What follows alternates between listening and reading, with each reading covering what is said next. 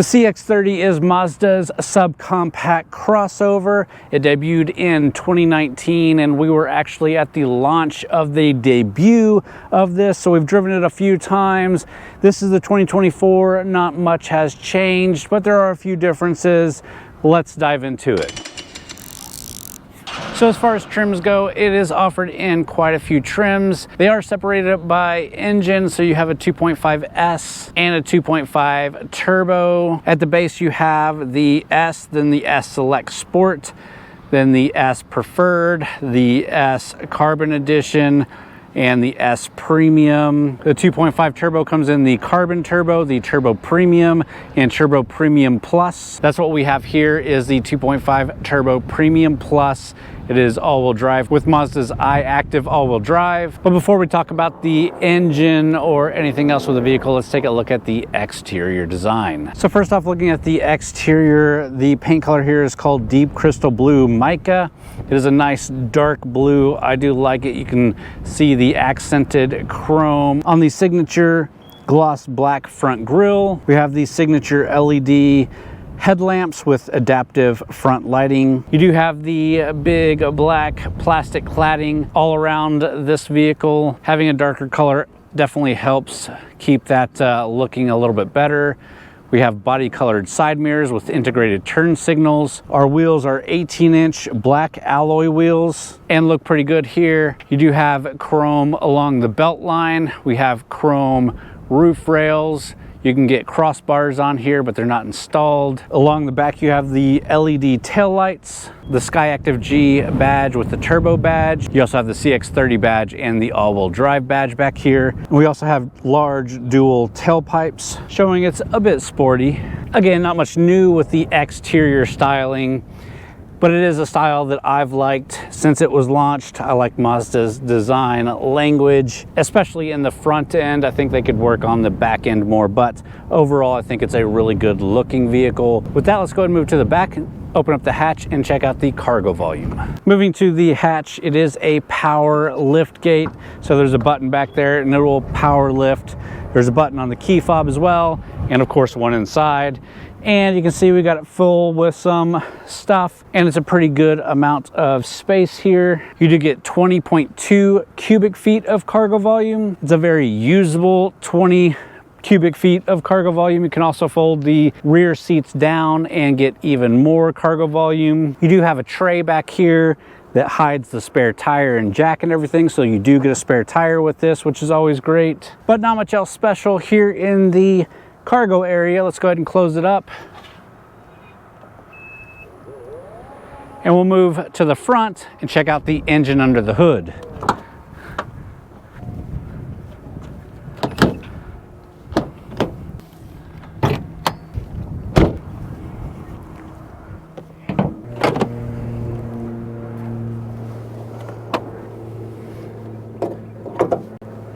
All right, and under the hood, again, we have the 2.5 liter Skyactiv-G turbocharged engine. This pushes 227 horsepower, 310 pound-feet of torque. It's matched up to the Skyactiv Drive 6-speed sport mode automatic transmission, and again has iActive all-wheel drive. And this is the premium engine option for the CX-30. You can also get the base engine, which is a 2.5 liter naturally aspirated engine that pushes 191 horsepower, 186 pound-feet of torque. Obviously, I think this is the one to get, but we'll talk more about that as we jump in and drive the vehicle. First, let's jump in and take a look at the tech and the rest of the interior.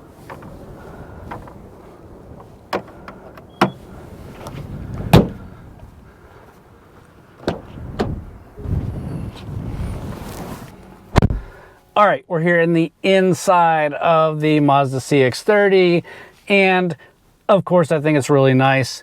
You do have brown and black leather, nice leather seats, perforated leather. These are heated seats, power adjustable seats. Again, really nice. Let me pick you up and show you around, and let's go ahead and kick it on real quick.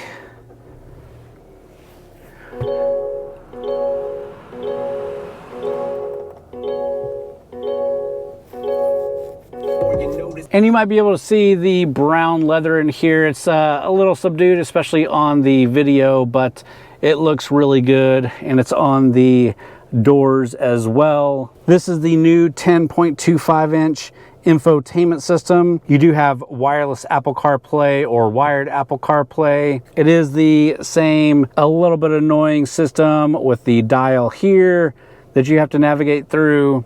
But of course, as you guys have showed me in my last two Mazda videos, this is a touch screen, and you can navigate Apple CarPlay with the touch screen. But if you're navigating Mazda system is not touch based. So take that for what you will. I rather have a screen up here that is touch screen than very set back. Of course, I've used it so much now that you really get used to it and you can navigate it, but other people definitely have issues navigating through the system when they first jump in this. Moving on, you do have all your AC and heat controls here, your heated seat, heated steering wheel button, your vents down here. We've got our tray here for the wireless phone charger. So you can throw your phone down there and start wirelessly charging it. Then you get cup holders, a leather shift knob.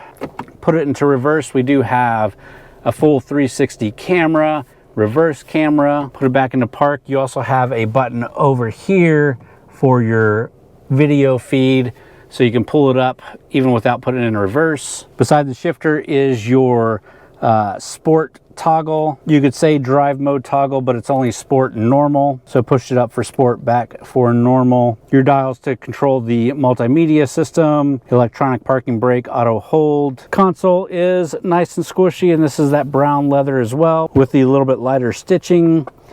You lift it up, you can see you got two USB Type-C charging ports here. Both of them interface with the infotainment system, and it's a nice size console. Steering wheel also leather wrapped, not super beefy, not a flat bottom, but it's a nice steering wheel. You do have paddle shifters back here. We'll talk more about that as we drive it. You also have controls on the steering wheel to control the multimedia and your cruise control. Back behind the steering wheel is the driver information screen. It is a digital screen in the middle, and then some analog tacks on the side. Nice enough, and there is a button back here that will toggle through a few things, and a button on the steering wheel that will toggle through a few different things. Back over here where we had the camera button, you can also see we have a button kind of for an off-road mode. We'll talk more about as we drive. Also in here you have the Bose Premium audio system with 12 speakers. But yeah, again, not a ton new, but there is some new things and some nicer materials. Back seats are pretty tight. This is a subcompact crossover, but we did have the family in here 3 wide in the back and no major issues, but it is a bit tight. With that, let's go ahead and get this thing out on the road. Let's start driving it, talk about the drive, and then we'll wrap it up talking about the price, competition, and some of my final thoughts. All right, guys, let's get this thing out on the road. And first off, it is a very comfortable vehicle to sit in and drive. We did do a little bit of long distance driving on one of the days that I had this week. And again, the leather seats, heated steering wheel, all super comfortable, good driving position. You do feel like you're driving more of a sedan hatchback over driving an SUV until you show up somewhere where the ground clearance really makes a difference, like pulling into a driveway that's got a larger bump or things like that. And that's where the ground clearance really makes a difference. Other than that, it does feel like you're driving a sedan, which I'm okay with. Speaking of that ground clearance, it is all-wheel drive. It is capable off-road. I talk about this in almost all of my Mazda reviews now, but whenever I was on the launch of this, we did take it off-road in California just a bit, and it did surprise me at how well it did. Obviously, you're not going to buy this over a Jeep or a 4Runner if you're doing any kind of serious off-roading, but if you need to get to a campsite or you're just doing some light off-roading on a back trail, this should do pretty much everything you need it to do, as long as the ground clearance that it does have is good enough for you. But focusing back on the road, you do have good power out of this thing too. That turbocharged Skyactiv engine definitely gives this thing good power. It drives really well. If you saw my review of the CX-90, I wasn't super happy with the powertrain in that thing and the way that it felt. It was a hybrid powertrain. This is just the turbocharged 4-cylinder engine, good power, matched up with a good transmission. And if you lay into it, it'll get up and go. It'll make decent noises. You do have a sport mode, which I didn't really play with all week. This doesn't feel like a sporty vehicle, even though it does drive more like a sedan. I'm much more happy just getting this on the road and getting to where I need to go. So in that case, the turbocharged engine is just helping you get better fuel economy. This is rated at 22 miles per gallon city, 30 miles per gallon highway with a combined of 25. We've been averaging just about 23 miles per gallon. But of course, as an automotive reviewer, we leave it idling a bit while we do videos. And I'm kind of pushing it harder sometimes than normal just to feel that engine. So I have no doubt you can get that 25. And for a compact crossover, that's decent. There are definitely more fuel efficient vehicles out there, especially if you're looking in the hybrid range. But for what this is, getting around that 25 to 30 miles per gallon is really good. All right, with that, let's go ahead and talk about the price and some of the competition. The base price for a base CX-30 is just under $25,000, so $24,995, but that is the base engine. The base MSRP for this, the Premium Plus, is $36,800. This one has a full MSRP of $38,310, so not much added to that, just destination charge. But that's a decent price. Let's go ahead and jump out and wrap this thing up. All right, so after a full week of driving the 2024 CX-30, I've come to the same conclusion that I had driving the 2019 and other versions that I've driven.